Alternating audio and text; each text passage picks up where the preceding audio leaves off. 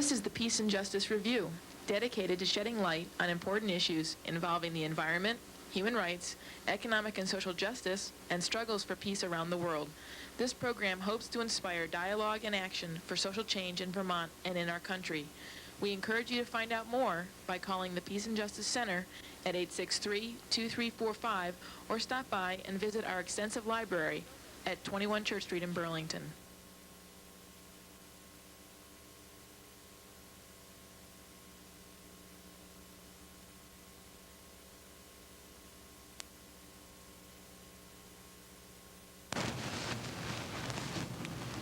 Hi, this is John Tucker of the Peace and Justice Center and the Racial Justice and Equity Project, here with Dr. Larry McCrory, Professor Emeritus from the University of Vermont, and this is our 5th show in a series.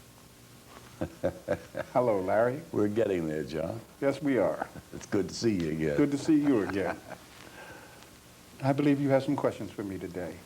Well, I like to turn the tables on you. You've been questioning me for years.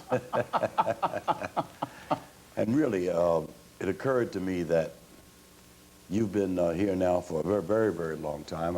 In fact, I can still remember the first day. It goes way back.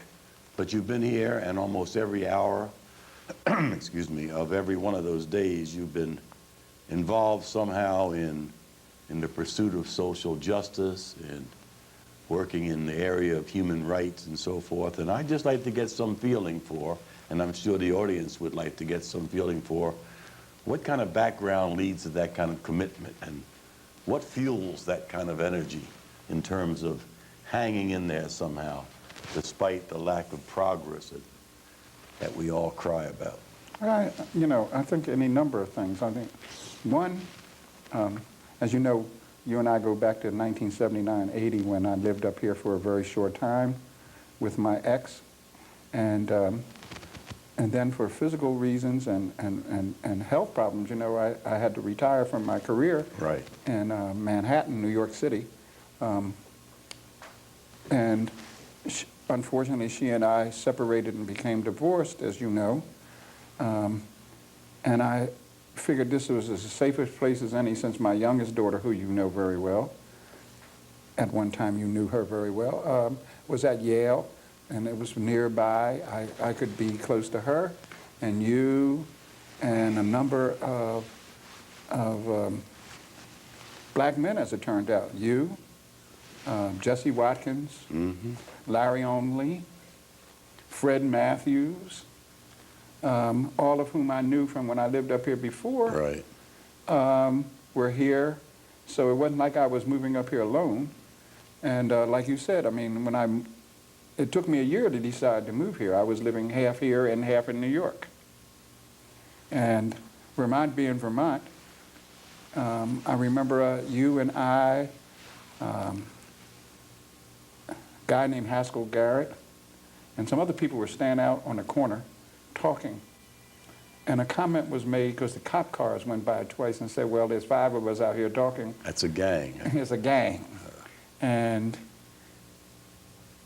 I just found myself enveloped all of a sudden. I think it started with Richard Wright, who's no longer here, Rodney Patterson, Ellen Kaler at the center. We had a big meeting, and there were meetings at Patrick Brown's restaurant. Oh, yes. In the summer. Oh, yes. And Dolores Sandoval was still here then. So there were a number of people who felt like you and I that to deal with the issues that affected black people and Afro-Americans in general, you had to be active. And there were a number of things that came up. One, we found out that the Department of Health, as you remember, had come out with a Healthy Vermonter 2000. Oh, yes. And there was no mention of minorities in there. None whatsoever on those early days. In those early days. That's how this all started. Richard Wright was here, Rodney Patterson. And if you remember, you and I and Richard and Rodney did a lot of things together. The foursome ended up being a twosome.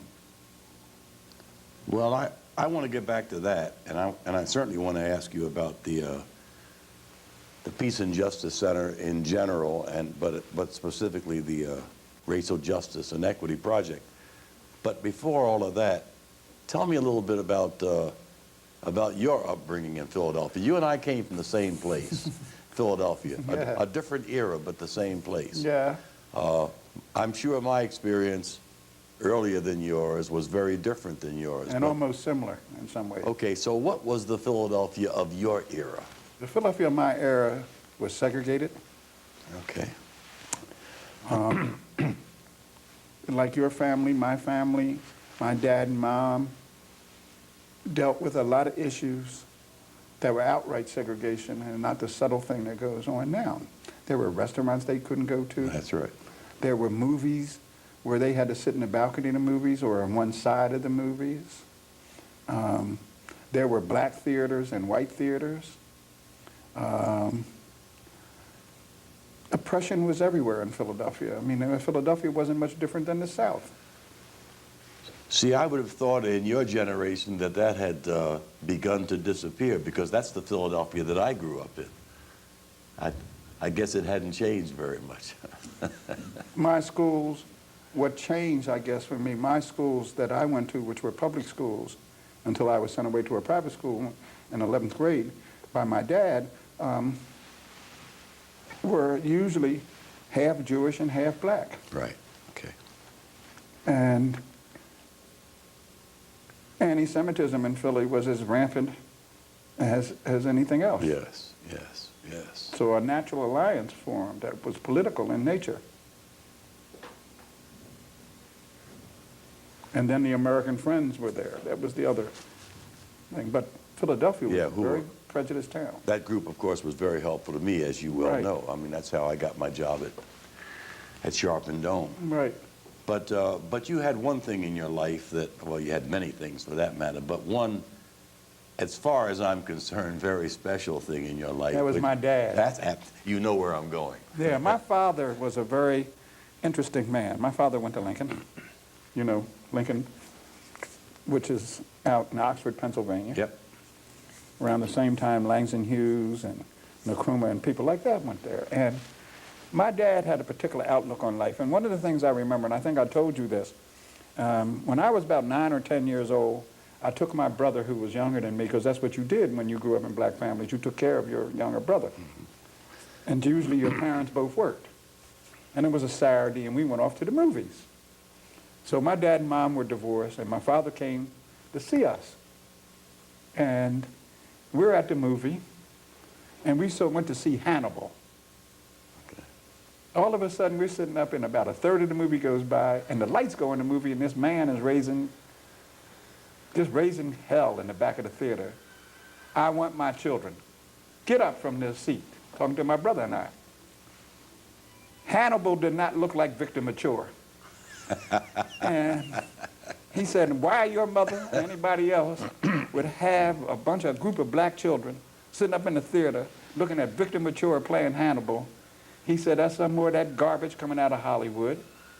And he said, we're not having that. And so he made us leave the movie. And I remember there was a couple of black parents there with their kids seeing the movie, and they got up and left the movie too, because they hadn't thought about it. And my dad always thought about things Yes, like that. yes. And I looked at him, and he said, Hannibal, Carthage was a country between Egypt and Ethiopia. He said, you think everybody looked like Victor Mature there? Come on, John. I mean, and the education process started at a very early age. Another time I can remember, I went to visit him on a Saturday, and he was shaving. And we were going to go visit my great-grandfather, who lived around the corner on Hafford Avenue in West Philadelphia. Right. And he had a private interest, so he had the upstairs apartment. And I went down, somebody had knocked on the door, and he told me to open the door. So I go down, and an insurance man, that was in the days when the insurance man would come to your house. Every week. Yeah. And this white man came to the door and hollered up the steps at my father, hey, boy, how you doing? And my father looked right down at him and said, leave. John, show him the door. So I was like 9, 8 or 9. So I showed him out the door. I said, my daddy wants you to leave. And the guy turned, I remember his face turned beet red.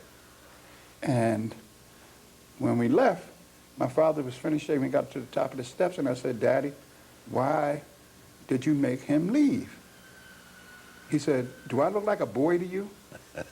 Boy? He said, I'm not a boy. He said, that's another word that white men and women use to put us in our place. So he gets dressed, we walk down the steps, we go out the house, and we go around on Hafford Avenue. My great-grandfather lived next to the church that he built. And I'm in the house, and I'm talking to my great-grandfather, and I said, Pop, Daddy made me put this man out the house, and why? So my great-grandfather looks at me. He was a very proud man. And as I figured out, I mean, he had gone to the black school in Virginia. What's that one? Hampton. And then he went to Temple, to the seminary school. And he was the first black to go there. And very bright, very educated. And so he was explaining my father's position. And then my father said, Pop, we need to show him what this is all about. And my great-grandfather said, come upstairs with me. And my father looked at him and said, I think he's too young for that, Pop. He said, no. If he's old enough to ask these questions, he needs to find out the truth. And I think I was 9. It was right after my 9th birthday, come to think of it. So we go upstairs to the 2nd floor. He goes in, takes his jacket off, because he always wore a jacket and a tie. Right. Took his jacket off, unloosened his tie, and took his shirt off, and turned his back to me, and on his back were thin stripes. And that's when I found out some of the history of my family. Mm-hmm. He had been born on a slave farm. His mother was the owner of the plantation was his father, and he beat him for taking extra bread. And he was 90-some years old then, and those scars were still there. Mm-hmm. So I guess this work came easy, because I was always able to make the connections. Yeah, and you're very fortunate. I'm not sure you know how fortunate you are, because most of us did not have that kind of education. Most of us our families had, in one way or another, bought into the system. And even though they knew that kind of history, they weren't very proud of it, or at least it was not passed along. You're very fortunate to have had a father who, number one, was that strong, number two, that knowledgeable, and thirdly, was active in the sense that he didn't let that kind of stuff he didn't let anybody get away with it. No, I mean, he didn't let That's anyone wonderful. in the family get away with it. That's wonderful. I told you the story. Right. My father came in the house one day visiting my mother. I was 13 or 14. I guess I was 13 in 9th grade. And my mother was getting me ready for the cotillion. You know what that was in Philly. Of course I know the cotillion. I fought it like crazy, but And my father my looked at mother my was mother. very upset because My I wouldn't go. My father looked at my mother. And the other thing, you know, all that color stuff was going on in our community. You know, who's light, who had good hair, all that business was going on. And my father looked at my mother and said, to the what? Right. My mother said, he's going to go to the cotillion this year. Right. My father said, let me get this straight. Y'all can't ride on the front of the bus, and you don't have any rights and everything. You got the nerve to have a cotillion? Right. And he just was against any of that until he felt that some of the distance was being closed between segregation. Yeah, but don't you see that if more of us had felt that way, things would have moved along a lot faster? Well, what I learned from my grandfather, but my grandfather explained that this was just the next step along the road, because from the day, and you know, we talked about Middle Passage, from the time Middle Passage happened through slavery, a portion of black America has constantly been bringing itself, moving it forward, one step at a time. Yep. You and I are just the other step in, you know, This is a struggle that's been going on for 400 years. Yeah, it's a great relay race. Yeah. The torch is passed, or the baton is passed from Yeah. one generation I couldn't to have the done what next. my parents did. Could you? I don't know. Or your grandparents? I don't know the answer to that. Maybe, I mean, I individually, maybe not, but there are people now who could have done what they did. I mean, look at the people who sent their children to the newly integrated schools in the South. That takes as much, I think that would take as much courage as we're talking about with these older people. And I think you're right, because I watched. I don't know whether I I could watched The send Survivor. my little daughter to one of those schools. But I with these watched. horrible I'll tell you people. what, though. I watched the survivors of those Little Rock kids. Yes, They're now I grown. saw that program. You saw that program, I saw right? that program. It was just They incredible. are stronger about their blackness than ever. Absolutely, and it was just beautiful. It brought tears to my eyes to watch those people. Yes. Children who are Yes. black now who go to integrated schools Right. are always in the danger of being brainwashed. Yeah. That couldn't happen in our Yeah, generation. I know that. I know Or that in many ways integration has really messed us up. I remember, you see, all of the schools in Camden, New Jersey, which is where I actually grew Right. up across from Philadelphia, all the schools were segregated, at least at the elementary level. And we had black teachers, and those black teachers cared about us. I mean, they made us work. I mean, there was no laziness in our school, okay? And don't you Because find it those interesting? teachers A lot of those teachers came out of normal schools. Yeah, I know that. You know? I know, but They were, did without Yep. this process that they Yeah. have at some of these educational institutes, and they were better teachers than Well, what I I- see today. I think so. I think so. But we've lost a lot of that. Well, we've lost a sense of ourselves. Wow. As Tom Wicker wrote in his book, racial integration in America is de facto. It's not a reality, but for a few, a select few. I heard a horrible story about that. He talks about this. Henry Louis Gates, Yes. a foremost black scholar at Harvard, lives in a town in Massachusetts where he went to the police Yeah. to let them know that he lived there so they would recognize his car. I wouldn't have done that. And that when they saw him in this beautiful car, Right. they were not to assume that it had been stolen. That's right. You know, Of and course. that's some of the stuff we've lost. For example, you couldn't have found a more outspoken advocate for civil rights or more eloquent than Bill Russell. Right. Absolutely. Now, with the advent of white agents and big money, these guys are no more than slaves. It doesn't happen anymore. Well, they're no more than slaves. That's right. They're just well-paid slaves. There's a new plantation. That's right. There's a new plantation. Huge plantation. Oh, it's very You know, sad. and since white colleges have found out that they can bring money in by going to the NCAA, I mean, you know that. I was in a new example of this integration. I was in October. I was at the Basketball Hall of Fame for a very good friend of mine from Philadelphia who's the head coach at Temple, men's basketball program, who has graduated 98% of his athletes. Yeah, right. John Chaney. And John talked about this. Now, John, the reason why John got a chance to play basketball and got to be this is Bethune-Cookman took him. Mm-hmm. They weren't going to take him at Temple Right. in Philadelphia Right. or St. Joe Right. or LaSalle Right. or Drexel. And so consequently,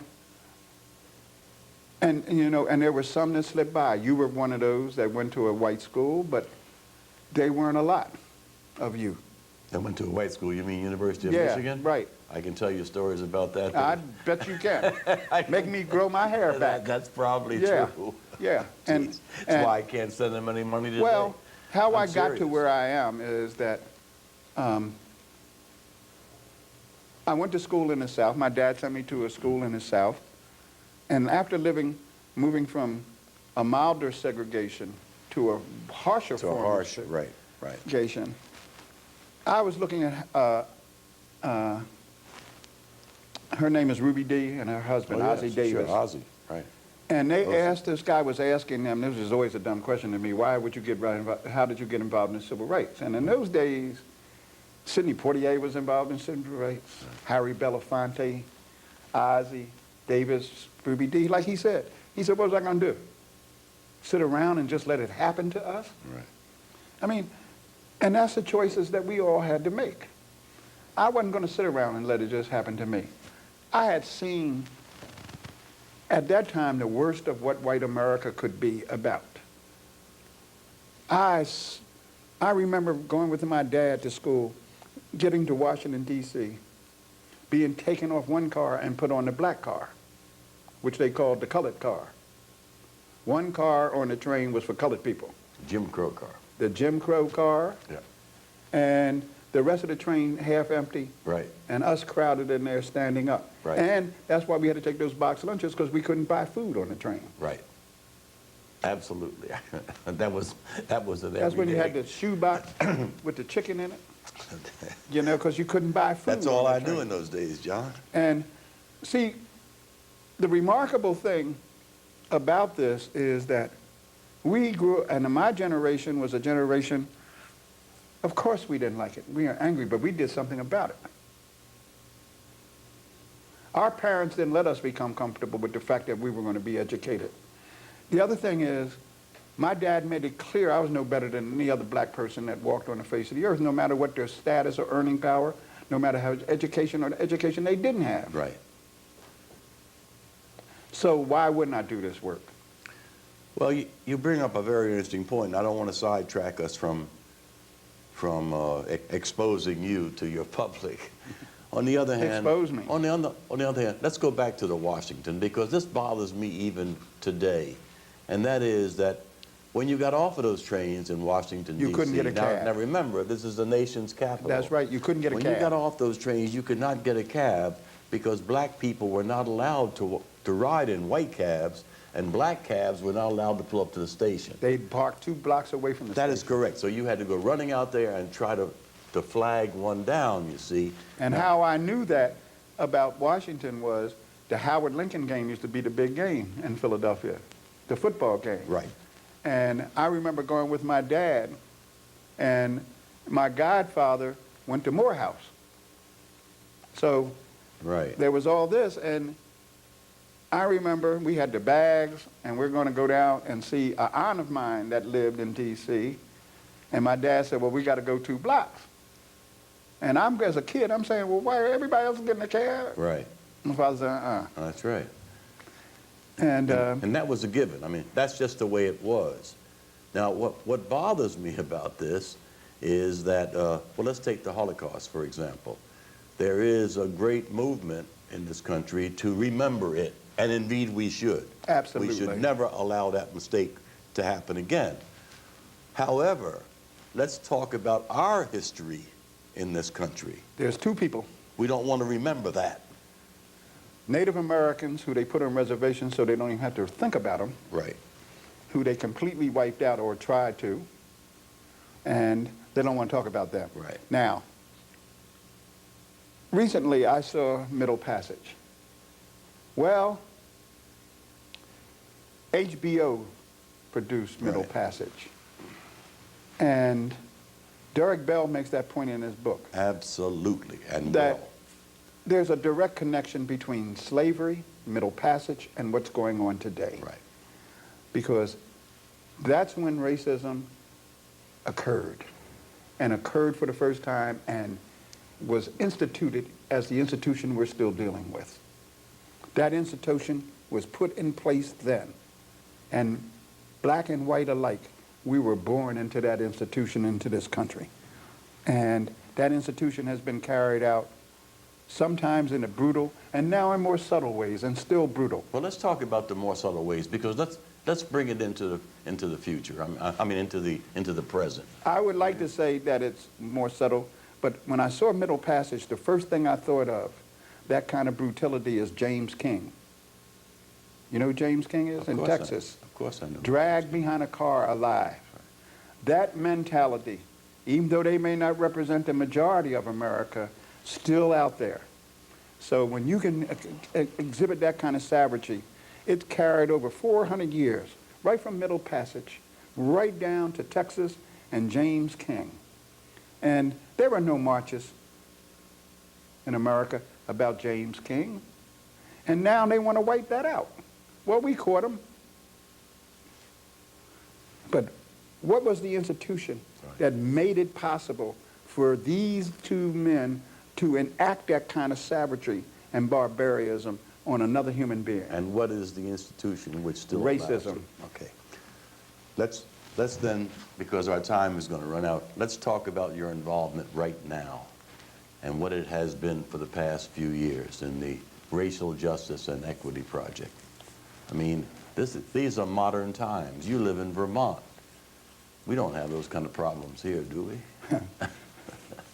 I'm sorry to ask it that. I don't know. Be a child in some remote community, a child of color in some remote community. You were on the Human Rights Commission, and watch, and this child is beaten, called nigger, or some other words, and watch principals, guidance counselors, police people in this rural town all band together to defeat this child and make that child the problem as opposed to the problem that these other children exhibit when they do this. And this goes on today. Got something similar to that going on right now. And it's like it doesn't happen. They lie. You know, they'll go as far. I mean, I've seen kids 7 and 8 years old be labeled sexual perverts at 7 and 8. Yeah. Because once they pull the little girl's dress up. And that record followed them from one school to another.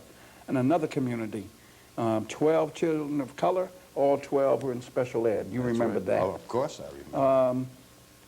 See, I don't need then to have a road map. You don't need to be Einstein to understand that if children are doing this to other children, schools weren't teaching them how to do this. So where did it come from? From their homes and the communities they grew up with. So, I mean, I know that whatever my children engaged in, if I gave them license to do that, that's what they would do. And you know that too, raising a family. So I have to think that there's an element in Vermont that's very strong and very pervasive that allows this to occur. So consequently, this then filters out down in other places. Unfair treatment on jobs, lack of opportunity. A biased criminal justice system. Oh, God, totally out of whack. Some of the highest percentages per populations and per capita in the country. And interesting, I mean, I kind of just fell into this because Richard Wright, who was here and started the project, I started helping him, and I've been doing that ever since. I mean, this is a racial justice and equity project. Right, and I'm also in the fortunate position of not having to pay for my children's education any longer. My 3 children are finished. Right. And they're in a position to take care of themselves. They're all 3 college graduates. So, heck, I'm here. And one of the things, if you're semi-retired, is that will kill you quicker than anything else is retirement. So what does your project do? I mean, what's the operation? The operation is that we do what any other kind of, I mean, we become an advocate, become a spokesperson. Because if you're a young black person or a person who's raising a family and everything, you've got to live in a society as a whole. There is no way that black people can work for institutions and say all the things that they need to say. They need to work. They need to keep quiet about certain things. That's part of the price they pay. You know that's true. There's not one institution in Vermont where a black person could be as outspoken as I am and not feel the weight of it. It'll cost them promotions. It'll cost them raises. It does anyway a lot of times. Yes. Their children. I mean, so they got to pay for food on the table. They got to pay rent or buy a mortgage. So consequently, I'm in a unique position, you and I, at this time in our life, where we can say what we choose to say.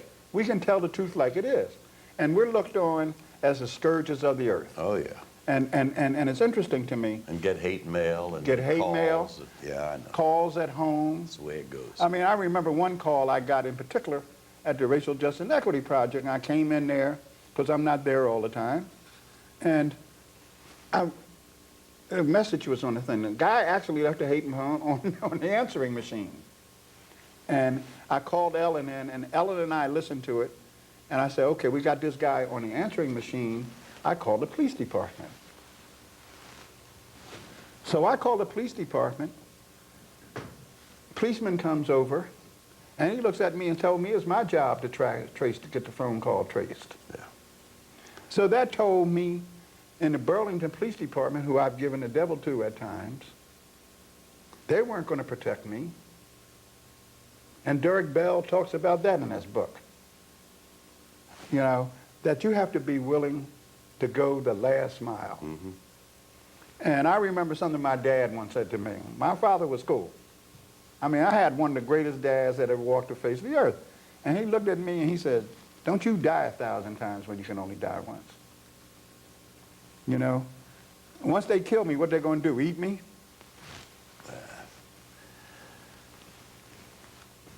The very fact that this is Vermont, the very fact that there's such an overwhelming majority and that there's no critical mass means that you and I need to speak out because we're in a position to do that. We don't have, these young people have to make their livings here. They have to work here.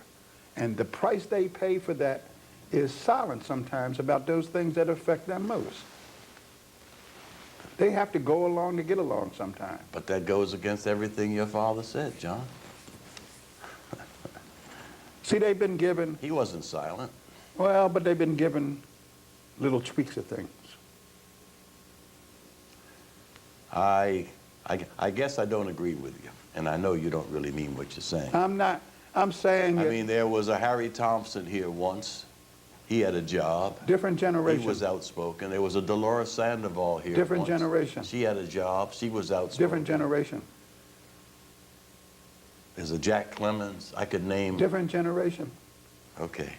I mean, there was a Niggerhead Mountain here once, and we stood up like crazy and knocked it down. Different generation. There was a cakewalk here once, and we stood up like crazy. Different and knocked it generation. down. Okay. All right. I'll back off. And the generation difference is that one of the mistakes that my generation made was that we believed integration was going to work. Yeah, I know. And so a number of middle-class black people in general have bought into that. And just like battered women sometimes who want to be loved and liked and everything, they are willing to pay the price for that. And then another thing is you don't have a critical mass in Vermont that is going to stand up to that group that's going to be silent. I know. And that's the real problem. The real problem is there's not a critical mass that's going to do that. They're just not going to do that. In fact, what they're going to do is what a lot of them do is make me the evil person. Then I have to come back to the question I asked you right from the beginning. What is the fuel which keeps you going, given the fact that there isn't likely to be a critical mass, at least in your lifetime here? This is New England. Yeah. New England is the least diversified section of the country. Yes. My child was attacked in New England Yes. pretty badly. Took me 9 months to get her case investigated. No. My dad didn't raise me to turn tail and run, see. You know, I don't have that liquid courage. And not that I'm overly brave or better than anybody else, but I'm not going to keep quiet. And I don't need you in my life if the part of the price I have to pay is that I need to keep quiet about those things that affect me. I mean, as you know, the last girlfriend I had was 3 months before I had my second operation, and she lived in Jersey. I haven't had a steady girlfriend in Vermont because I'm not willing to pay the price of that. I'm not going to sit there. You're not going to say what you want to say to me, say anything you want to say around with me, so that you can, so that I can be with you. No, I'm not doing that. I'm not playing that game. I'm not doing that. And it's not that I'm against any kind of relationship, because you know I've had all kind of relationships. But I'm not going to play that game up here that's asked me to play. Oh, no. Mm-mm. So where do we go? How do we recruit more people like John Tucker? How do we get more people to stand up? How do we get the larger community to stand up? Yeah. You talked about the school system, for example. Shame, blame, and where- guilt is not what I'm into. No, me either. No, I'm me at- either. But you know. but wait a minute. But the values, when you described a little while ago about the little black child who was made to feel that he or she is the problem, okay? Is that the message that white people want their children I think for some of them, they to want that learn? message. Well, if that's true, then the society is more messed up than I thought it was. Or else they wouldn't be taking an 8 or 9-year-old in the way they would. They wouldn't be in denial. Well, You wouldn't that's- have to call the Human Rights Commission. Well, that's the question or the I'm State asking. Attorney General. That's the question I'm asking. How do we get white people, more white people, because there are some. I mean, certainly Phil Hoff has put his... Gretchen Morris. And I you could know, name, and but I could these name rural I could areas are name the several. toughest because they're But how do we smaller. get more people to stand up and say this is wrong?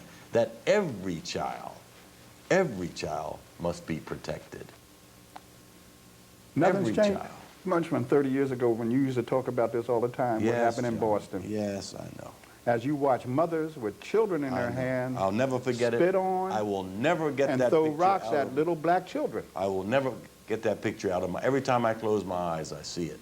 How Well- mothers could possibly hold their own children in their arms and then spit on and throw rocks on little black children on their way to the newly integrated schools. Well- I'll never forget that as long as I live. There's, So how do you fight that? How do you get more people to say this is wrong? we just need to keep at it. You know, it's a sad statement for this day and age.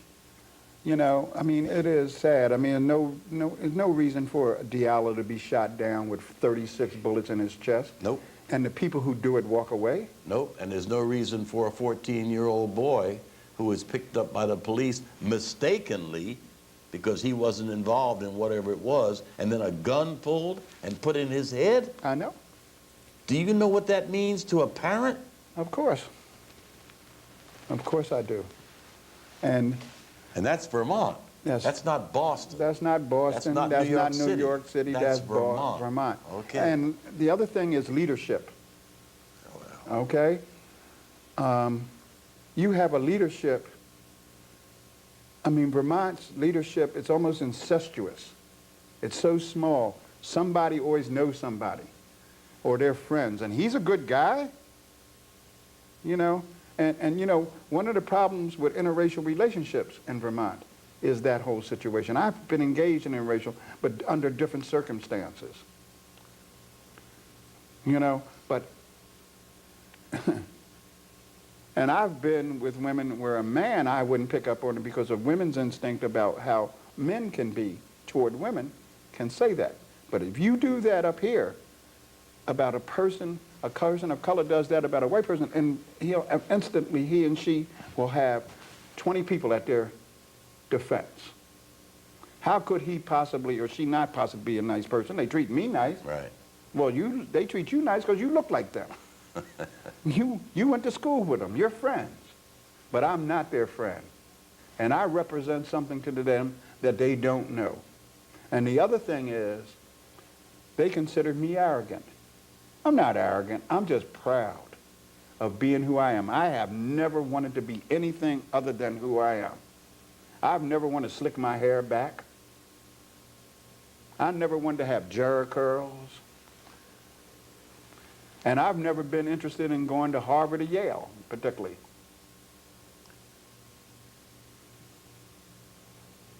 I find black women attractive first and foremost. I mean, you know, so, and I am not going to grovel to be their friends. Is this part of your arrogance?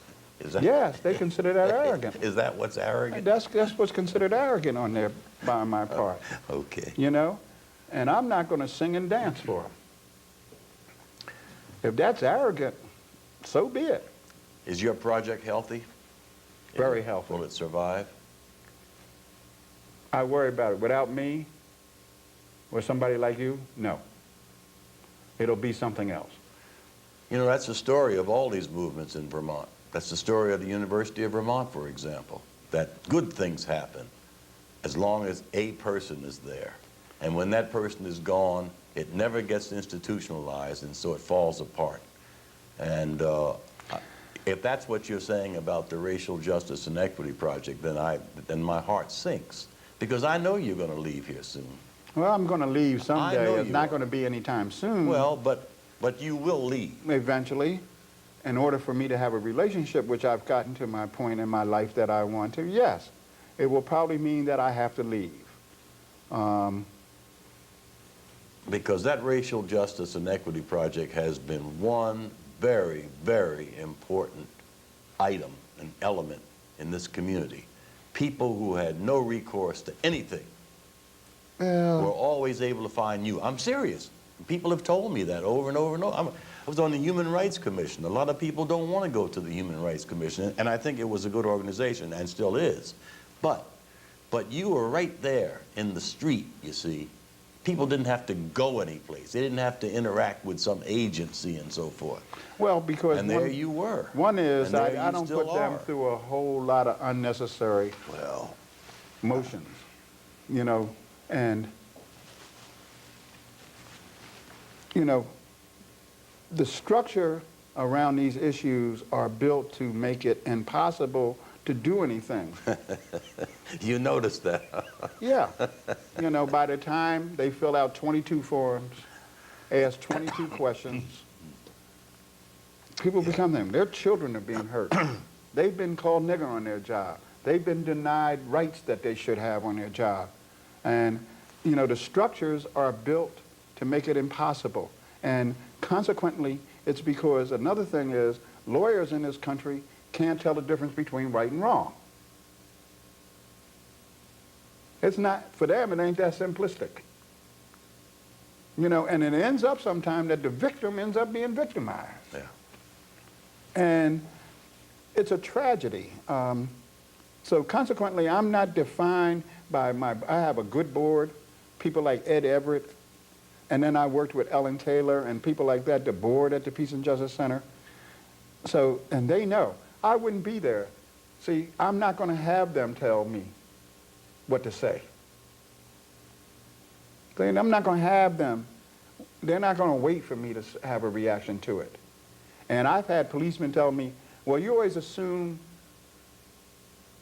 that the black person is innocent. I said, I'm just trying to counteract you who always assume that they're guilty. You know, shock of shocks. There's an irrational thought that I may believe that the police and the criminal justice system could be racist. I mean, and I'll give you some examples. 20 years ago when I was up here for a short time, I worked in the correctional department. As racist a department as can exist up here. Right.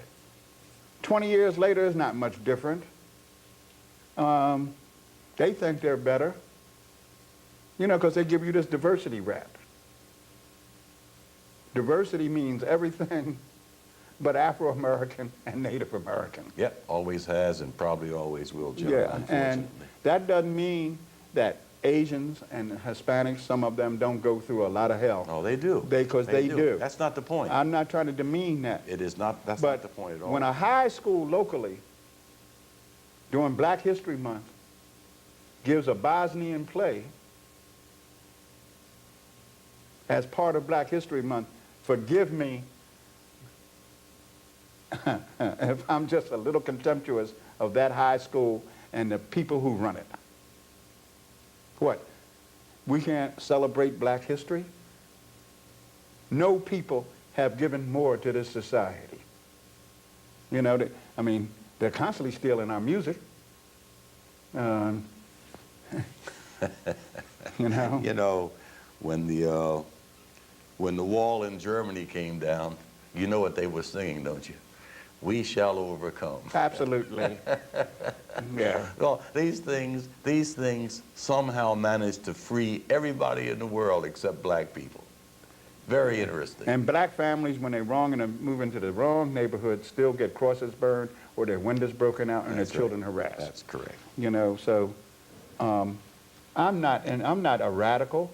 I'm just a person that's reacting to the reality of black America's life.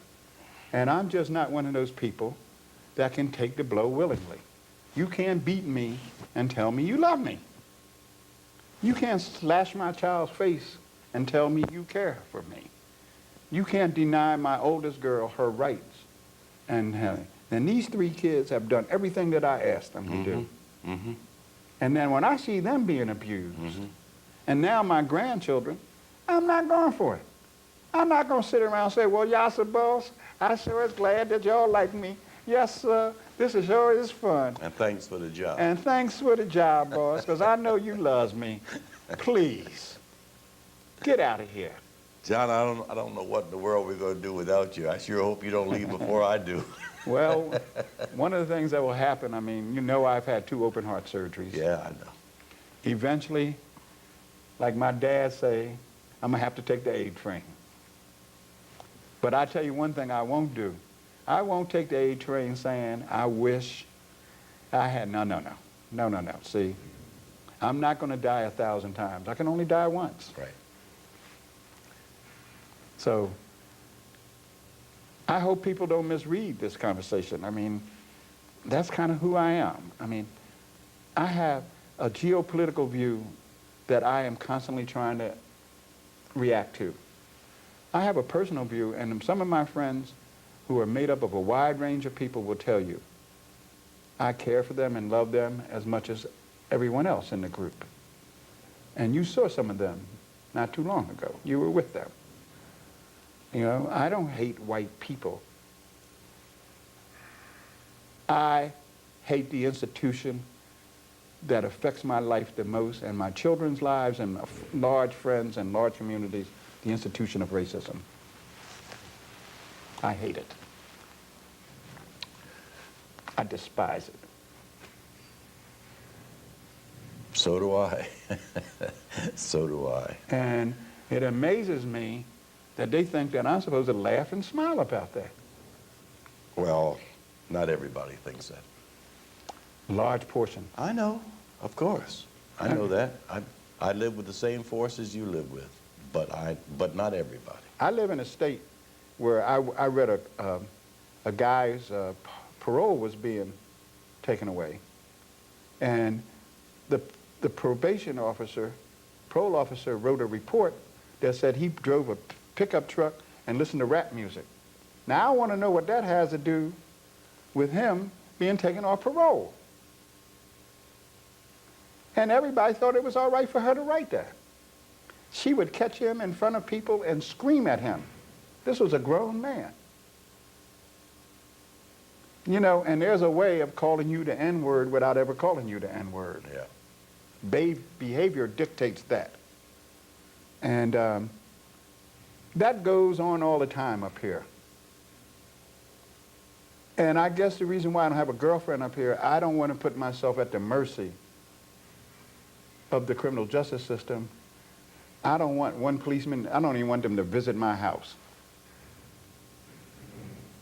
And the other thing is they have a police chief who patronized me. Don't patronize me. I was a grown man before she knew what a grown being is, or him. Don't patronize me. You know? And I find that more distasteful than anything. Well, you make the forces seem overwhelming. The forces are overwhelming at times, but at the same time, we all know that we can't give up this struggle, because if we did, they'll just walk right over us. Yeah, I know. What did Derek Bell say? Racism will, in this country, will always be with us. Always be with us. But we have to fight it anyway. We have to stand up to it. We have to stand up to it. And we'll have some victories, and then it'll come and it'll come back in a different form. And history verifies that. Yeah, I know. I know. There was emancipation, right? And then came Reconstruction. Right. Woo! Then came the Night Rider. The Night Riders, the Hoods. I mean, where 6 million Ku Klux Klansmen in 1928 marched down Pennsylvania Avenue in Washington, D.C. These men were engaged in anti-Semitism, racism, against Catholicism, Right. and they were given the right, 6 million. They were, if they're not a terrorist organization, don't tell me about Al Qaeda when you can't tell me about that, Oh, boy. you know? And white America sits there and says, well, that's freedom of speech. Right. There's one thing when you speak it, there's another thing when you lynch me. Another thing when you murder me and get it away with, or you murder my child and get away with it. So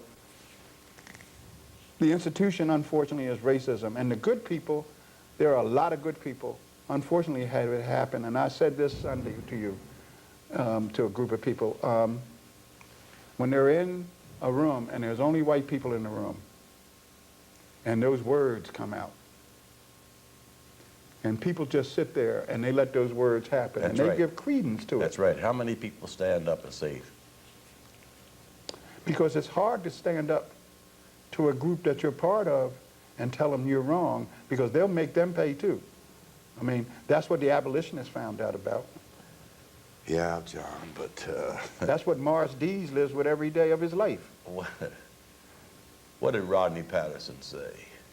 You do this because not to do it is even harder. Absolutely. And so wouldn't you expect somebody to stand up and say, No, look, because I don't accept that. I think that for white folks to stand up to it, boy, they The are club is something, isn't they're it? the club. They're in The the club, club you is know. It unbelievable. means a lot of good things. It means a new SUV. The club you know? is unbelievable. It And no means- matter it what means- you do or how you Oh, live yeah. your life, you will never Oh, yeah. belong to the It's club. like- I want you to know that. Oh, yeah. Just in case you don't know it. You'll never It's like belong that to the ad club. Tiger Woods first did. Oh, yeah. Oh, my God, yes. He said, my name is Tiger Woods. Yes. I'm the only man to win 3 national amateur championships in a row, men's amateur championships. Right. However, there are 1,842 golf clubs in America I That can't be a member still of. can't be a member of. That's right. That's right. So, you Oh, know, boy. I don't know how the privilege, and it's hard for white people to give up that privilege. It's hard for them to give up the privilege. I mean, it's a privilege to do that. They don't understand. They get angry when you bring that up. I know. But I'm not attacking them for that. They got the privilege. I mean, it's a privilege. It's a whole. You know, they assume. And a friend of mine, she was talking about, she was on a panel, and she realized the white people on the panel were talking about the same thing the black people was, but that black people were less hopeful that it could be changed. But being a white person, she knew, she dealt with it, that it could change, because that's Of course. that's what white people work for, is change. Of course it does. And that's the way things work out for them. Yeah. Right. Okay. That doesn't give me the right to blow them up or shoot them. I mean that. You know, and King taught that, and a lot of us. I mean, you know, we don't go around blowing up buildings. Well, we certainly are searched as if we, in Well. fact, do. That's been one of the very interesting experiences. as The far interesting as I'm thing about that concerned. statistic is the statistics that came out of Washington, for example. White women are raped, maimed, and murdered 84% of the Right. time by white men. Right. Yet when they polled white women, over 83% of them said the 2 men they're most afraid of were black men and Hispanic men. Right. Well, if they would look at the same statistics in the black and Hispanic community, the same statistics hold true for Hispanic women with Hispanic men and black men with black women. And consequently, you know, what's different is Hispanic women and black women get that and know that. Right. And as this woman in D.C. said, white women's racism gets them murdered and sometimes. Because they're trapped by the same institution. They're trapped by the same institution. Yes. You know, which is you know, a thing of 24.6% of the population of the United States is white men. Yet they control 97% of the government and most of the wealth. And wrote the original Constitution only for white men. It wasn't written for anybody else. It wasn't written for white women either. White women got to vote in 1920 in America. By law, black men could vote before they could, That is correct. you know? As a matter of fact, help them get it. Yes. So consequently, this institution of race has served people well. There are people who make hay at this. They need this. They need this to keep it in power, to keep themselves in power. They need the institution. They need the separation. They got a professor running around one of the campus talking about how separation is necessary. It's not in my lifetime, not in my children's lifetime, not in their children's lifetime will this end. There are too many privileges. There's too much power that goes with it. I mean, and I can't think of a better institution of power where it's just shown blatantly than basketball, football, and baseball. You know, the greatest stars are black and people of color, and they don't own any teams. They are not the coaches. They are not the announcers. You know, I mean, they're just high-paid slaves. Well, that's the whole history of the jazz industry. We made the music, they own it. Well, we seem to be coming to an end. Yeah, we're trying to get there. You know, I mean, we are trying to get We're there. trying to get there. And we will be back for 6 and 7. But we want to thank you for your attendance. If you have any questions, please send them to the Peace and Justice Center. And I'm sure there's a lot of, if you're unfortunate enough to have seen this program, there will be some discontent about some of the things that I have to say. And once again, Larry, it's a delight having you. I've enjoyed everything you said, John. Not enjoyed it, but enjoyed hearing it from you. Well, it's a tragedy. It is. Very sad. It's very sad, and yet You know, I'm so glad you're here. And the thing is that we, you know, and Vermont does it too, no different than the rest of America. I mean, Vermont is a wonderful place, but they never make it clear who it's wonderful for. You know, and some people move to Vermont because it is so not so diverse, and they deny that. I mean, they like it that way. They want to keep it that way. That's what Take Back Vermont was about. I mean, so in closing, I want to say thank you. Thank you, Ed Everett and Lori. Always. And always. Always. And the people here at Channel 15. She's back there in the control room doing her thing as usual. And she's not going to smile. She never smiles when she works. She's smiling now. Okay. And thank you for the chance to talk about these things. I know that it's not an easy subject. Generalization, unfortunately, is part of the process.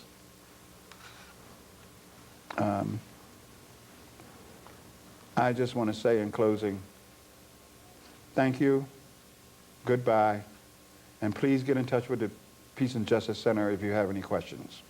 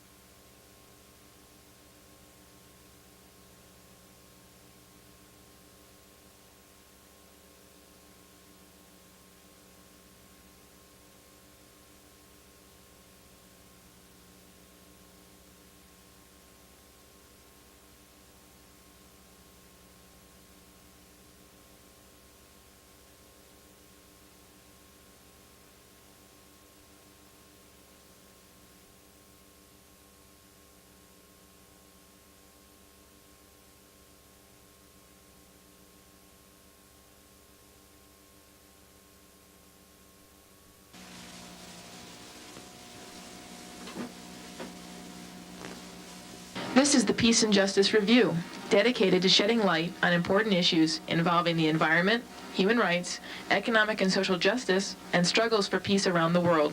This program hopes to inspire dialogue and action for social change in Vermont and in our country. We encourage you to find out more by calling the Peace and Justice Center at 863-2345 or stop by and visit our extensive library at 21 Church Street in Burlington.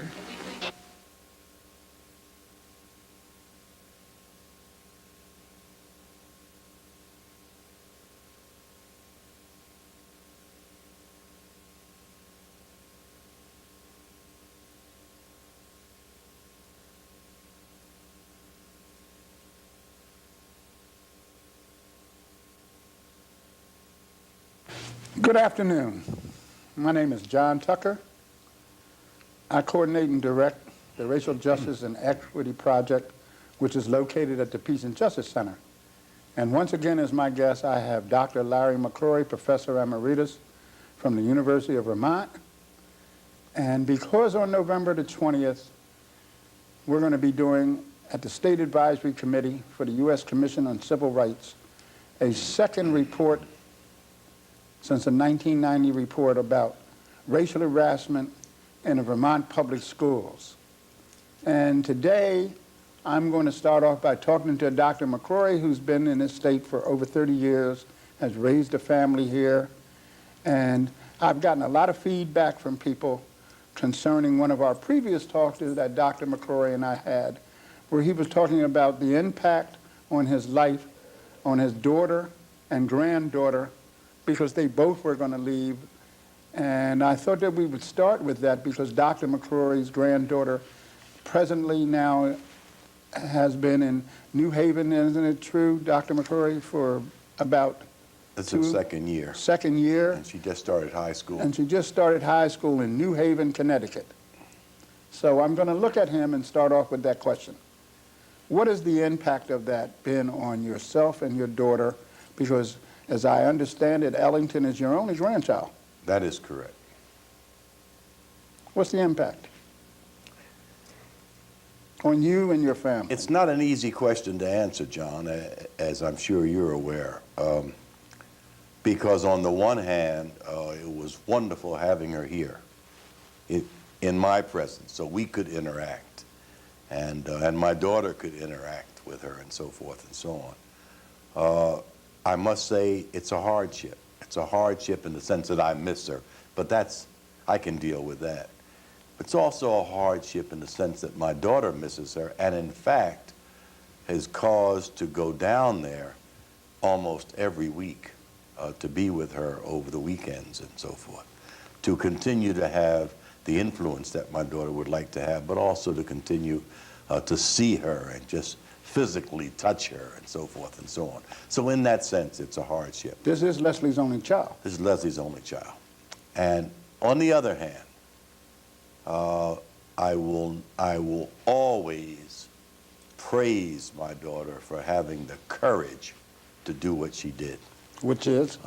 Which is to let her go, to send her down there where she has just blossomed.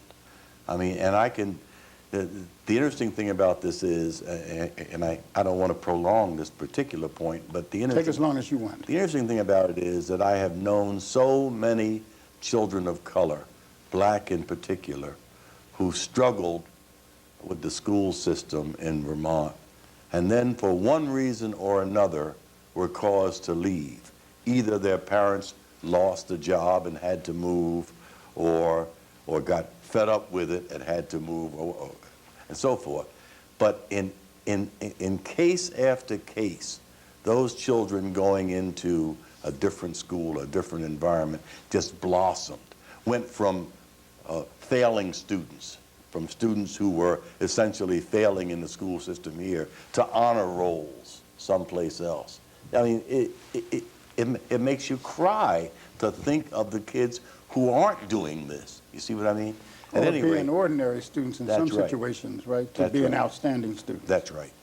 So my own history is, as you well know, that I struggled with 4 children in the school system here, and they got through it, and they, you know, they're okay. Have they been scarred by their? Well, I think that every black child is scarred by whatever educational system they have in the United States. But Of course they've been scarred by it, and of course they'll never be well in the sense of overcoming it. But they managed to get through it, just as you and I did. Okay? I talked to your son, Yes. Larry Jr., who I found to be particularly bitter.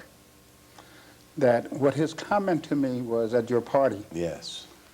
"Hi, how you doing?" He said, "You know, the only thing that brings me back is that my father's here." He said, "That's why I come back to Vermont." And that's his attitude. Well, that's very sad. That's very sad, and But is that his attitude? that's his attitude. But that doesn't tell the whole story, because he does. There are some things about Vermont that he really Of loves, course. other than his father. Okay? Yeah, but his major reason, Oh, yeah, he's much better off where he is. But getting back to my granddaughter, she really has blossomed. I mean, she's active. She's in one high school. She leaves that high school and goes to another. Another to high do what? school, one's for performing academic arts. purposes? Right, and one is in performing arts. And Aha. she's just doing so well, and it's so wonderful to see her in an environment, first of all, that's multicultural, and in every aspect you can think of. But secondly, she can see herself not only in the student body, but she can see herself in the teachers. She's mirrored in the faculty. She's mirrored in the faculty. Her principal in the... Oh, yes. She told me that. She told you that. Her This principal- summer, that's the first thing she said to me. I have to point out to you. Oh, yeah. When I walked into the party and I was talking to her and I said, "How you doing?" And she's so tall and so beautiful now. And she said, "Guess what?" I said, "What?" She said, "My principal is a black woman." Yeah. And she was so happy with that. And there was such delight on her face. Yeah. Because she never had that experience And it's not before. that she has gone to a black environment. Absolutely. She has gone To an integrated to environment. an integrated environment, and it is so rich in that multiculturalism, and she's doing very well. So when I try to answer your question, on the one hand, it's Okay, so- it's a tragedy, but on Okay, the other so, hand, all right, so that part you're telling me, for Ellington, it's been a great thing. for Ellington, it's been a great thing. Now, what I need to know, and want to know further, because people don't understand racism has a ripple effect in our families. Okay, so Ellington's doing well. What has the impact on Leslie been? And then after Leslie, who's your child, what is that impact that has had on Leslie had on you? Because there's all those implications involved, Larry. Well, as I said, it's again hard to answer that question, because the positive side of it is so big that one tends to at least suppress as much as possible any negativity about it. Leslie, of course, is involved. Leslie's in higher education. I mean, she's Getting her in PhD, graduate right? school now. Right. She will be working toward a PhD. She's getting a master's degree right now, and she is in fact studying the part of the thing that we complain about. You see, let me enlarge this just a bit, because, and this is very, I have so much to say, I don't know where to begin, Just say it. okay? Just take your time. First of all, I hear legislators, especially in the last few weeks, everybody has something to say about improving education, okay? And yet, they really don't get it. They don't get it. I've heard teachers talk about improving education. You know, none of these people mention multiculturalism. None of these people mention aspects of education which deal specifically with multicultural kinds of things and so What about forth. racism? Never even mentioned, of course, all right? Now, not Because only diversity covers racism, doesn't it?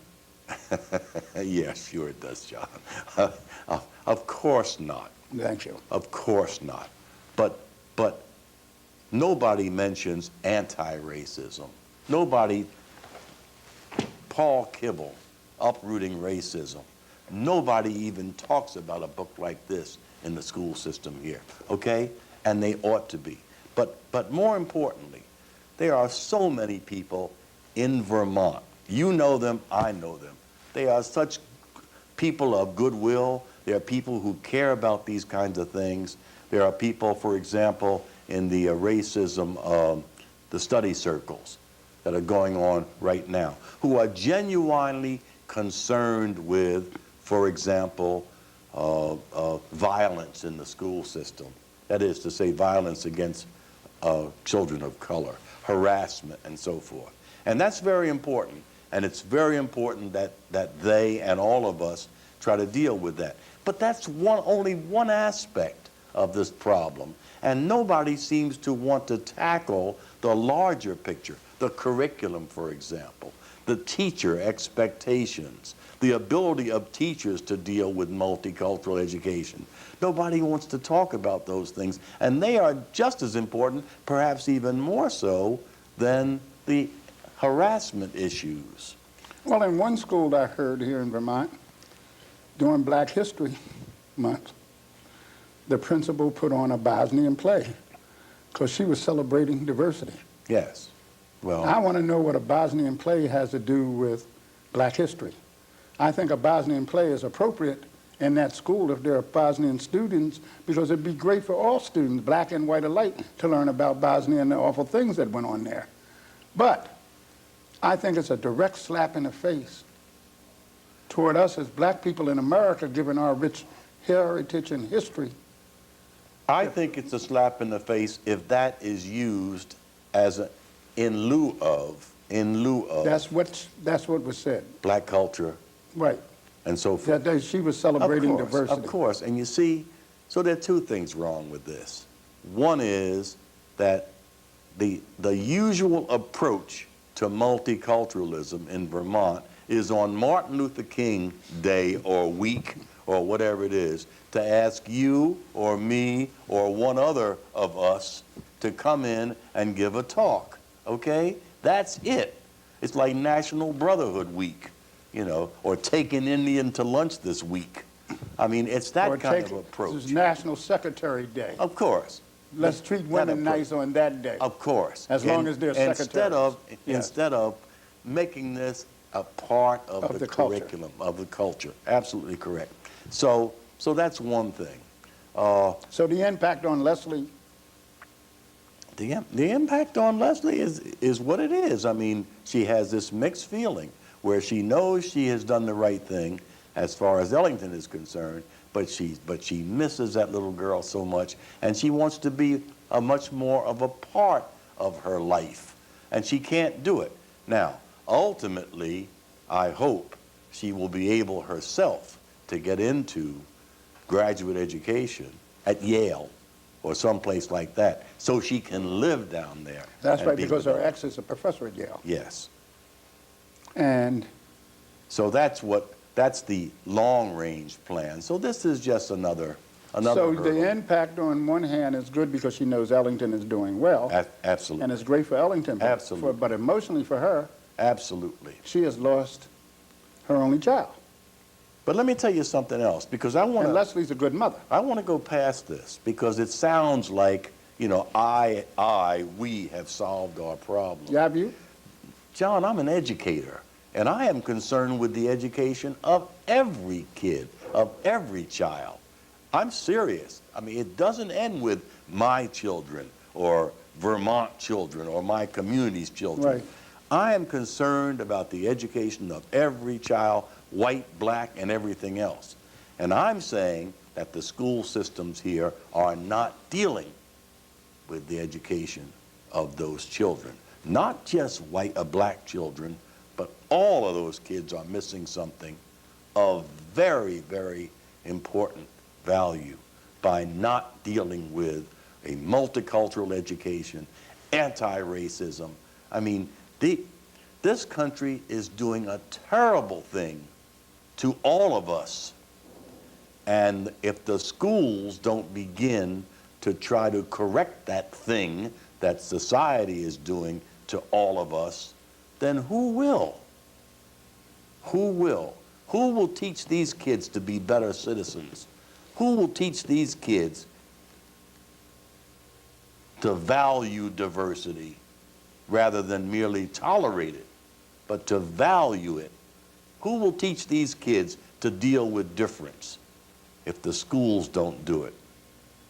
They should be way out there on the cutting edge, and they aren't, and we're losing a marvelous opportunity.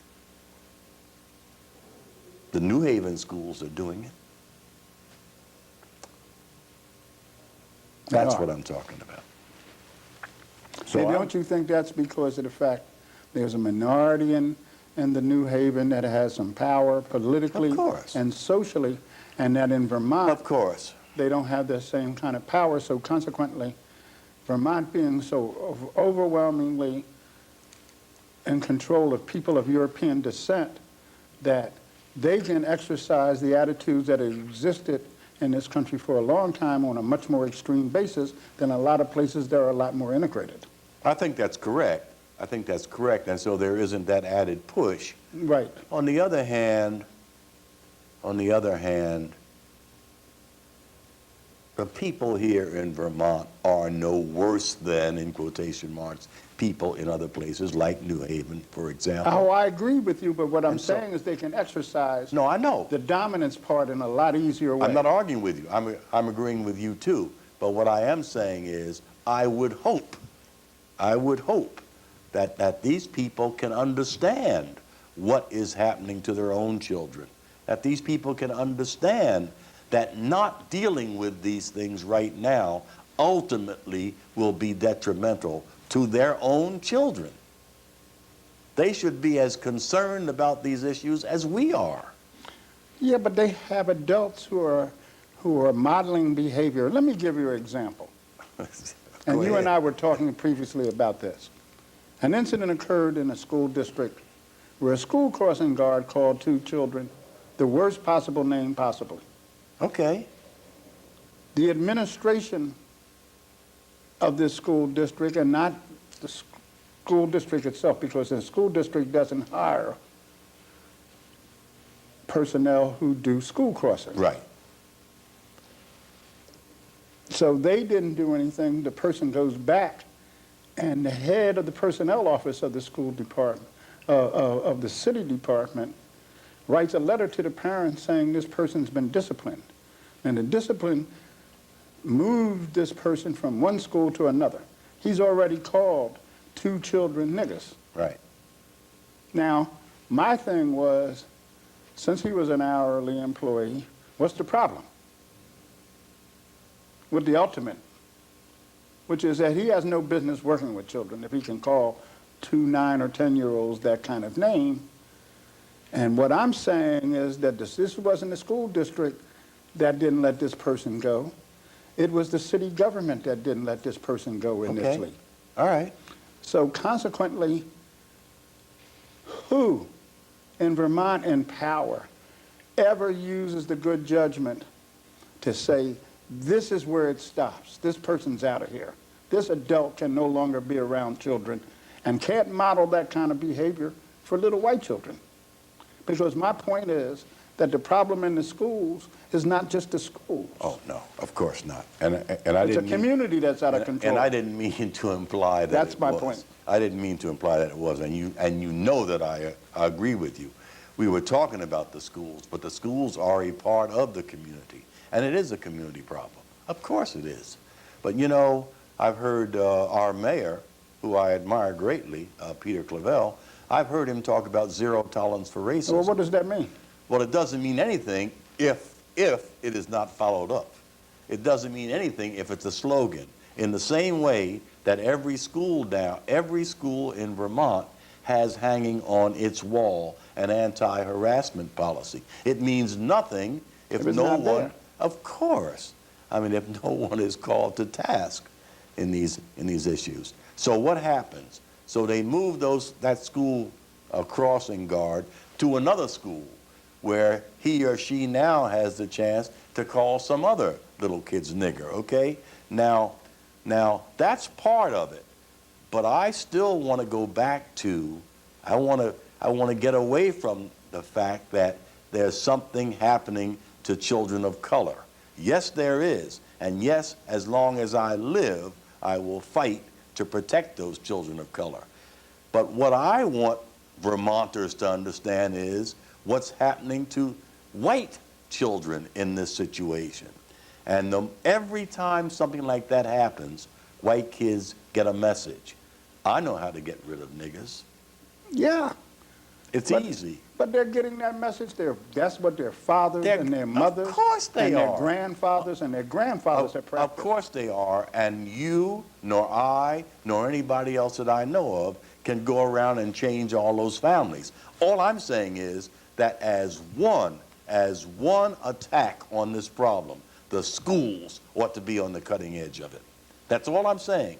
I'm not saying it's the only thing that ought to be held understand that. accountable. I'm saying that at least the schools ought to be on the cutting edge But of these this. same parents know. and these same I know. grandparents are the ones who control the school boards, who never address this issue.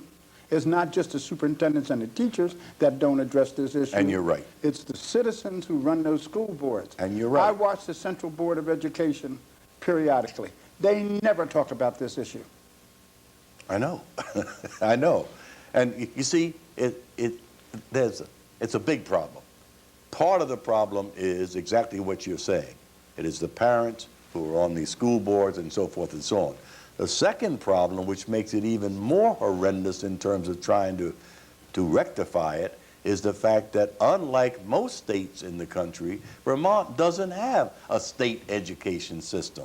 What you're dealing with is some 200 or 100 and some little school boards, little fiefdoms That's right. all over You and the I have state. talked about that. All over the state. It's so like- there is no central It's like authority. 11th century Of England course, of course. with 230 kings and queens. Nobody Exactly. until Arthur or somebody comes and cleans it up with Camelot. Exactly. And whereas that may have some advantages in terms of local control, it also works to undermine any efforts which are coming down from people who understand education. But it also gives the state the right, the governor, the head of education and all, the attorney general, and all these people, a reason to cop out of course. ever doing anything. Of course, because they can make statements, they can make slogans, Right. you see, like zero tolerance for Tolerance, right. racism, and then nothing happens. The sad thing about That's very that sad. is in his personal life, the mayor really means that. In Oh, his I know it. personal life, he will exercise that. But by being a political figure in a racist city, which he will deny it's a racist city, racial profiling is an everyday occurrence in the city of Burlington, and consequently, I haven't seen one political figure, some who I admire as good people up to a point. I think they'll do well in some other discriminatory issues, but the issue of racism is the one issue that they neither have the courage or have the understanding of dealing with. Because I view Vermont as one huge suburban community. They are the same people who move to the suburbs of large cities so they don't have to live, quotes unquote, and be involved with those people. Well, Vermonters will tell you that there are two populations here. There are the true Vermonters. That's right. Okay, who are from here. Right.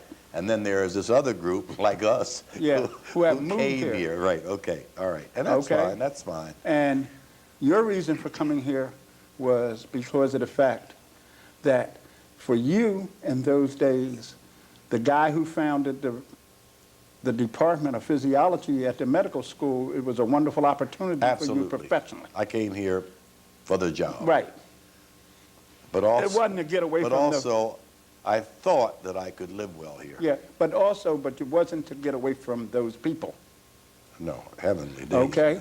I came here because I was here earlier in my life, as you know, Yes. with my ex for a short time. She was doing a study up here. We finished and we went back to where we came from. And when I knew already what I was getting into when I came back after I became divorced, I came back because of the fact this was a safe place for me to recover from my divorce from. However, what I didn't realize, because I always knew I was going back to where I come from, was the extent of of the process that involved children of color, and was hard for me, even though my 3 children were educated elsewhere, graduated from college, but I always had a system that I could intervene in where we had some voice. And what I found is the community of color had very little voice when I moved back up here. Supposedly I came up here for 4 or 5 years, recover from my divorce, and leave. Now I find myself embroiled in a situation because we turned a report out 3 years ago, as you said. Yeah, I know. This is a very strange paradox, and Vermont is filled with these paradoxes. That's right. It's just filled with them. I mean, it was the first state to do this and the first state to do that. Very positive things. Right. But it was also the state that had Cakewalk. It was also the state that had Niggerhead Mountain. What was that mountain? Niggerhead Mountain. And what? And was it a pond too? Oh, yeah, of course. Oh, okay.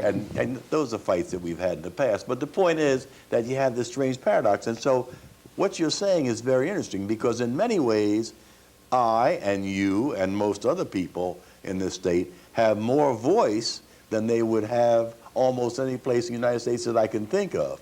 On the other hand, the power to change things is almost nil.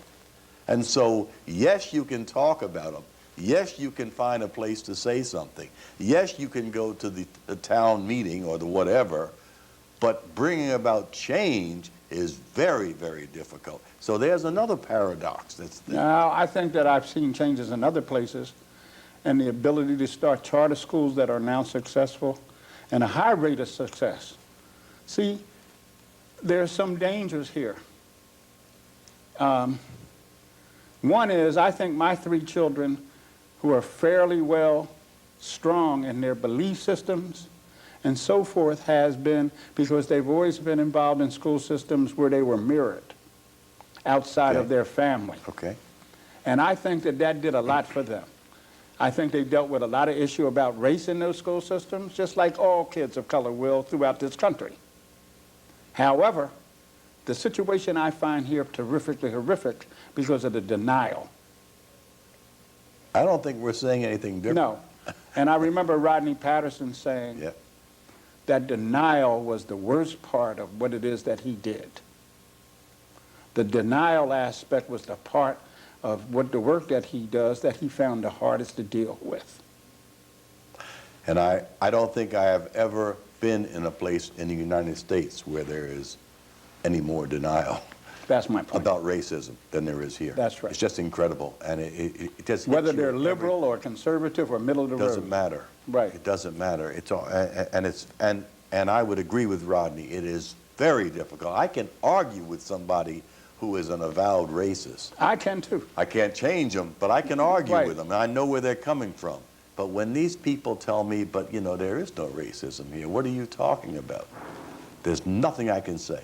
I can list 25 things that happened last week. Doesn't matter. There is no racism here. You're misreading it. That has happened to me, and I'm white. This is what I get. Oh, yeah. This is what I get. I've run into waitresses who were mean to me. That's just a common thing. There's no racism here, and so forth. I don't see how you argue with that. And so, you know, Rodney's right, and it's very difficult. Nevertheless, John, what is the alternative? I mean, Rodney said something else, which somebody asked Rodney once, how do you keep doing this after year after year? Well, after he's right. year? Not to do it is what? Is even more painful. Oh, that's worse. Not to do it is even more painful, so you have to do it. And my And so we're concern stuck with it. is those people who live here that don't do it. Yeah, I know, and I don't know whether we should get into that or not. I'm not going to cover that because I think that's for Okay. some other conversations. Right. And also, I wish there was possible for a way for the small community of color to have meetings about the problems they face without white people feeling like they had to attend. See, because it drives me crazy, because ultimately the so-called liberal population up here sees themselves as the facilitators of those meetings. Yeah, I know. I know, and that's been a problem, not just here, but other places. But the other piece of that problem, which is actually just an extension of what you just said, is that they don't listen to you anyway. No. I mean, if they're there and you're speaking, they don't hear what you're saying. There's a wonderful book Oh, yeah. I'm glad you brought that. by Lisa Delpit, and it's called Other People's Children. And it has to do with the classroom. This is a teacher. And I'm serious. I just wish every teacher in Vermont would read this book. I mean, what a marvelous continuing education experience that would be if they would just read this book. But let me quote just one thing from it, because what she's saying is that when teachers talk to each other, when a white teacher talks to a black teacher, they've got to listen. They have to listen to what that black person is saying. And let me just quote this, please. But both sides do need to be able to listen. And I contend that it is those with the most power, those in the majority, Thank you. who must take the greater responsibility for initiating that process. To do so takes a very special kind of listening. Listening that requires not only open eyes and ears, but open hearts and minds. We do not really see through our eyes or hear through our ears, but through our beliefs. To put our beliefs on hold is to cease to exist as ourselves for a moment. And that is not easy. It is painful as well, because it means turning yourself inside out, giving up your own sense of who you are, and being willing to see yourself in the unflattering light of another's angry gaze. It is not easy, but it is the only way to learn what it might feel like to be someone else, and the only way to start the dialogue. But wait a minute. She's wonderful. That She's is a wonderful book. I read it. I also read Lillian Smith. Oh, well, of course. Who said it? Who said it in the said it earlier than 1930s her? when it was hard to say? When it was harder to say, in Of course. 1948. That's right. Right? Now, what did Lillian Smith write? Oh, my God. Now, the name of that book, I can't remember the name. How could you do that to me? I don't know, because I just know that I read that book. I'll tell you in a minute. I Anyway. read Lillian Smith when I was 14 or 15. Yes. This was a white woman from Georgia Yes. who talked White about... Southern author. Right. Who half of her life, after she wrote that book that she wrote, lived under almost the protection of the police because of the stances she not only took about racism, but about women's freedoms, homophobia, and she defied that. She was one of the great heroes. Yeah, and I'm very upset because all of a sudden I have a block. I in my blacked the head. book out, Yeah, the title, well, because... it'll come to us. I tell you why it doesn't come to me, because I have this thing, there's this whole... Killers of the Dream. Killers of the Dream. Killers of the Dream. This whole intellectual, pseudo-intellectual community, who one of the things that they do constantly is sit around, did you read so-and-so? Yeah. And did you read this, and did you read that? And I know I read the same things I did, but somehow they don't seem to take out of it what I do. Well, I don't see how you can read that book and not take out of it what everybody else takes Killers out of the it. Dream. Killers of the Dream. By one of the Lillian great- Smith. One of the great books. One of the great books written in 1947 or 48.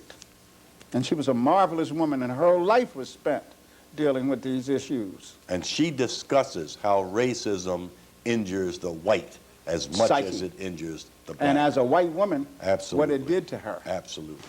And so consequently, Well, that's what we're talking about. that's what we're talking as far about, as the school system because the is teachers' concerned. union is controlled by who? Yeah, well, Because I don't see any commitment by the teachers' union in this state, nor the Central Board of Education, the state Vermont, or any of those 238 little fiefdoms, or how many there are, committed to the issues of anti-racism. Because as I say, I sit on the committee, which is the State Advisory Committee to the U.S. Commission on Civil Rights, and we're about to have our second set of hearings, which is not usually what we do. We usually deal with a subject matter and then move on to something else in the civil rights field, because there's a number of things that go in Vermont that we could be addressing. Homophobia, and then another one of my favorites, age discrimination in this state is huge. And then there's a huge classism problem. Because next to the harassment thing, the worst thing you can be to the is a poor little white kid who grows up in the old North End and have a single mom. Yeah, I know. We see that at the University of Vermont. And they track them to what? Quite often. And you know, for example, there are programs at the University of Vermont in which one can study overseas and so forth, okay? Right. Which is marvelous. I mean, it's a beautiful extension of education, right, in the sense of learning other cultures. But you know, you have to have money to go. I mean, and there are many, many Vermonters who can't possibly afford to send their children like that. And so there's built-in discrimination in these programs. And we have to find a way, I think, of making it possible for all students, no matter what their circumstances are, to really engage in these kinds of things. One of the problems I have really with this is 2 or 3 years ago, one college I know that was dedicated to poor women, single mothers, women getting off of welfare, all the things that we say in this society we want to deal with, at least all the liberals say they do, and all the conservatives and, you know, that whole business. Yet they allowed this college to close for the paltry sum of $3 million. Right. Trinity. Yeah, I know what you're talking about. You know? Now, the one thing I know, UVM's buying up that campus. That's the end of that for poor white women in this country. I mean, in this particular community, because UVM could care less about them. And CCV says they do. But the only place I saw that demonstrated for me, because like my grandmother and them used to teach me, the proof of the pudding is in what? Is in the eating. Yeah, so don't talk all that Dr. Feel-Good stuff to me.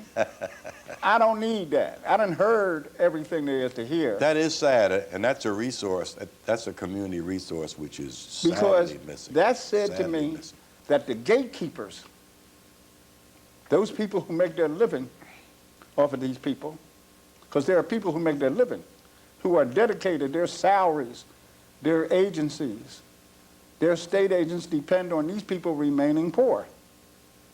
And as the People's Institute points out, which is the best anti-racism training institute in this country, is poor communities are beset by these gatekeepers who sit on the edge of this community. Yes. And write about these people, the underserved population, you know all the words we've heard. But their dedication, they say they want to help these people out, but if they help these people out, their agencies have to close. Yes. So it's a vicious cycle. Yes. Yes. So you don't know, liberal, conservative, and all is full of crap. Well, I think we have to change the paradigm. And I'm getting so old now that I don't believe we ever will, okay? I mean, I'm serious. I mean, it's very, very difficult to keep having hope. You mean that once we all get to be 60, we understand that we have raised our children, and yet the sad thing for me, because you and I talk about this all the time, is you say to your kids, okay, here's what I want you to do. I want you to go to school. I want you to fulfill that. Then I want you to go to college, and I want you to fulfill that. And then your kids go out in the world, and they look at you, they come back to you and say, Dad, I did all that. So tell me why it is that I can be assaulted and the police don't investigate my case. Yeah, well part of and all the stuff that Leslie's going through. Part of your educational process is to help them understand that that's going to happen. I'm serious. I mean, my daughter. So you're not saying daughter, that, no. You're not saying as black parents that we have to tell our kids a different message. Oh yeah. Yes, I am. Yes, I am. Oh, I'll tell you. Lay it on me. Let me tell you something about that. That's very interesting, and it's one of the saddest aspects of this whole thing that we're talking about. Okay. Because I had to talk to the judges not too long ago, and I've had a lot of interaction with the criminal justice system, just as you have. You've had even more than I have. But one of the sad things about that is that white parents teach their children that if they ever get in any kind of difficulty, okay, run to the nearest policeman. And you know we have to teach them? Call home, boy. If so you that I can ever get there. get in any kind, run away from the policeman. I And mean, that's come- a terrible thing. And come to me. That's a terrible thing to have to tell your kids. But Well, I, don't you want, I believe- don't want them to be a statistic. Yeah, but you believe what Richard Pryor believes. Yeah, that's right. Justice means what? That's it. If you go down to the jail, that's what you find. Just us. us. That's right. Thank you. Okay. All right. Anyway, you see, I think we have to change the paradigm, and in fact, it's what the whole business of the Supreme Court decision here in Vermont about equal education, and that whole thing, that has great meaning to me, and I believe in that. But I believe that we have to start thinking we have to stop thinking about my children or my community's children. I think about all children like you do. We have to, But unfortunately, John. I know Leslie. Well, I know Ayanna, who you know, who sent 3 of her sons off. They're her last 3 children. She's raised, right? 4 sons, 5 Yeah. sons, and a daughter. All of them to excel are in different places. What is life for her? Jesus. Her last 3 are in Worcester, Massachusetts, excelling.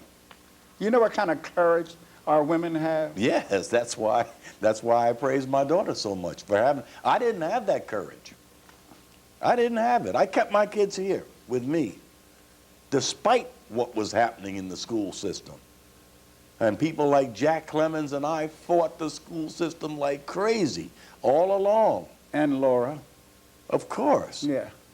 But I'm so happy that my daughter had the courage that it took to send that child away. I'm sorry. She's getting a better education. She's going to be a much better person, and I know that. And my kids all grew up in cities where they're constantly, that's the first thing you hear about is the public school systems in these 2 cities are so terrible. Yet, with these 2 school systems, my kids excelled. Well, And one is because it began with the parenting they got. See, because that's another issue in our community, because we've given up. Our problem has been that some of our own parents have lost sight of that this is still America. It ain't ever going to be fair. but that was my point. Right. Well, we got some parents that need to deal with that issue. Because I've I had some... thought you weren't going to get into this. I'm going to talk a little bit about it because Okay. we've been dealing with it so far because all of us, and you know this, that have been involved in anti-racism work, nothing but, have come to understand that on the other side of the coin is what it does to us as a people. Sure. And consequently, it's very important that our own folks be also trained in anti-racism and understand what it does and why it's important for us not to listen. Derek Bell talks about this in Faces at the Bottom of the Well. He talks about it very well, as a matter of fact. And you and I are amazed when we go into places that we go to speak and find out that there's large numbers of black folks that haven't read Faces at the Bottom of the Well. Well, we just had that experience. Right. And the other me. book by The Debt. Yes. See, Randall Robinson. And that's why I worry, in some instances, I don't know where I stand because I'm so torn, because I worry about black teachers who are in white schools who seem to be, to me, reluctant to teach our own kids the fact that there are a lot of constructive things that are be said by a number of black men and women. Lonnie Guinier, for example, doesn't get read as much as some other people do. I know, and we have a very, very rich cultural heritage. That's right. Which essentially has been ignored in this Yes. country. And if there are black people who don't understand that, that's tragic. And there are black people who don't understand that, and it is tragic. But that's the way it is. I mean, that's life. I don't It's think not a heck of a that they lot. don't understand. I think that's the price they pay for success. Okay, fine. Whether or not they understand it. Let's not talk in metaphors about it. Okay. Well, I'm sure. They have sold out. Well, that's not all of them, John. I mean, some of them I didn't really say don't all of understand it. Some don't understand. I didn't understand it. I thought I was brought up to believe that the way out of this mess that all of us, excuse me, find ourselves in the United States is to be as white as possible. It was a long time before I got my head screwed on right in terms of understanding what had been done to me, what had been done to my brain. Naeem Akbar talks about this beautifully, if people really want to know. But the point is, I think we get there, and we have to, there's a process by which we come to understand that.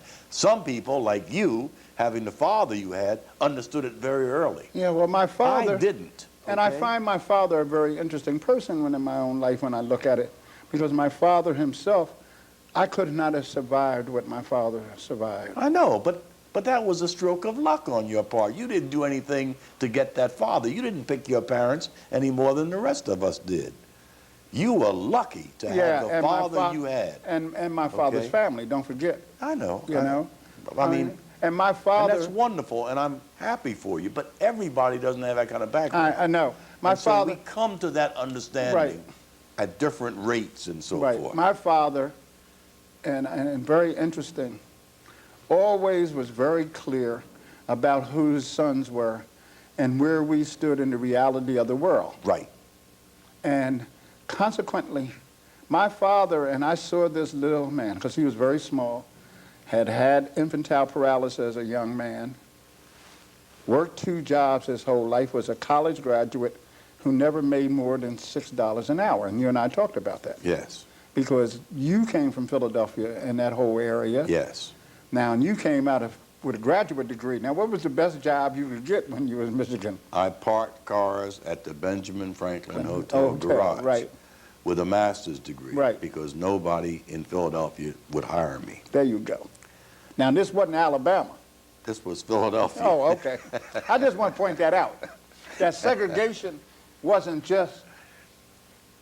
See, because that's what I worry about, Larry, because what we're able to talk about is what the revision is. And again, this is what I worry about in our school system, is that the revisionists have taken away that history from our kids and making them understand that this place where we stand now, people paid a heavy price. And you and I were in a position, and oftentimes on a lot of jobs Jackie Robinson just didn't happen in baseball. That's right. And the Jackie Robinson syndrome was all over the place. That's correct. That's correct. Where you would walk in a room and you'd be the only black face. That's correct. And sit there and seethe inside as you listen to majority of white folks sitting there talking about black folks and other minorities like they were from another planet. And then trying to figure out how it was that you were going to survive this, one, for the good of your own family, and at the same, and here's the issue that you and I, where we were fortunate we came up when we did, we always understood that we had to combat it. Somewhere in the back of our mind, we knew, even if we struggled to get there was a way for us to get there. Which may have been one of the very, very few advantages of growing up in that particular era. Absolutely. It may. There weren't many, but No. that was one of them. That was the huge one. Because we did know. We knew that we had to be better. That's right. We knew that we had to struggle to get out of it. We didn't have the luxury of saying, I think I'll take off a year from college and find myself. Yeah, right. Yeah, right. Yeah. I'd cracked up because my youngest daughter laid that one on me. She graduated after we spent all that money, and she looked at me and said, well, I don't know what I'm going to do right now. I need some time for myself. Yeah, well. And I'm going, like, some time for yourself? But that's a you product better go of your, get a job. That's a product of your success. Absolutely. But she soon... And that's okay. But what was interesting about that, she soon arrived at that in that year. Because where she chose to go was from the north into a place like Louisiana. Right. Where my oldest daughter was. Right. And the lessons of life became very apparent to her. And Donna was able to guide her in a way that I wasn't, because they had so much in common as black women. Right. And different mothers, but Donna was her role model in some ways. Well, John, And again, that was, I was fortunate. I have the second most spoiled daughter in the world. Next to mine. That's right. I have the second most spoiled daughter in the world. And the miracle, as far as I'm concerned, is that Leslie understands these things very well. So does Nicole. Very well. And how or where it got in there, I don't know. I'd like to think that her mother and I had something to do with it. But Leslie understands this black thing. Leslie understands racism very, very well. And she's had a relatively... Well, see, one of my comments about Leslie and I, who I've known for a very long time, Okay. as you know, and when you go away is who I talk to, Yeah, who she talks to, I know. is that it always amazed me that they were running around out of the state trying to recruit people to help them deal with the schools. I know. Okay, now here's a girl struggled through the school system of Vermont, That's put up right. with all the indignities, That's right. got her degree, now right. working on her graduate, and not one damn school district, and I'm going to curse when I say this, in this state. Because you know, next to Nicole, I love and Donna, I love Leslie. Yeah, well. Has ever come to Leslie and said, you're a survivor of this system, you're still here, will you help us deal with that issue? Right. See there, and this is why my indignation goes to the road that it does, because they're full of it, as far as I'm concerned. And then there's some other more in private words that I would use, see? But I don't want to be accused of being uneducated and undignified, because those are words that they like to use against people like ourselves. Well, I can't say anything, obviously. I mean, she's my daughter, and I'm proud of her, but I can't say anything. However, she is a resource. She is a resource. And I know 2 or 3 other young women and they could learn something that they could learn from, I know. who are mothers themselves now. Yeah, Richard Kemp has an older daughter who's Yep. been trying to do that. absolutely. Wanda Hines is another one.